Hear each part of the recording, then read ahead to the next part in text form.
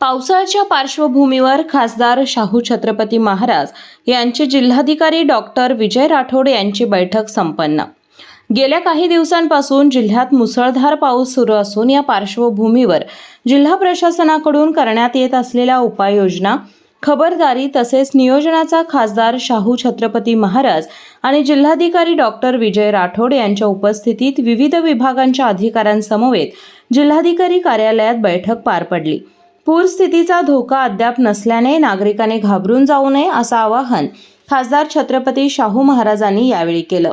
शासनाने सगळे प्रिकॉशन्स घेतलेत असं त्यांचं म्हणणं आहे। पूर जरी आला तरी NDRF टीम्स आणि शासनाच्या टीम्स सगळ्या तयारीत आहेत आणि अडचण काही येणार नाही असं त्यांचा अंदाज आहे। कारण अजून पातळी कमी आहे, अजून डेंजर पातळीला जायला अजून पुष्कळ वेळ आहे।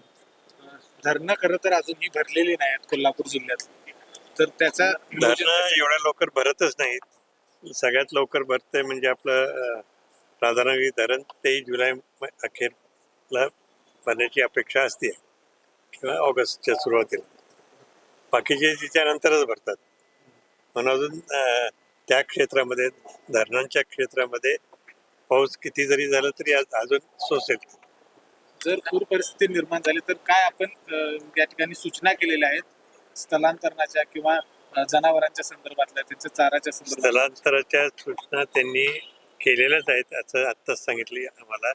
म्हणजे एक व्यक्ती कुठला व्यक्ती कुठल्या ठिकाणी जाऊन राहणार याची सुद्धा त्यांनी तयारी केली आहे। तयारी सही सांगण्याप्रमाणे चांगली आहे, तर जास्त काळजी जरी घेतली पण घाबरण्यासारखं काही नाही।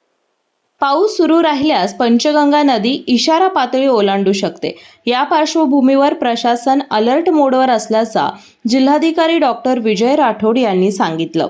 5 दिवसापासून कोल्हापूरमध्ये पाऊस चालू आहे आणि घाटमाथ्यामध्ये आपले जे तालुके आहेत त्याच्यामध्ये मोठ्या प्रमाणात पाऊस झालेला आहे।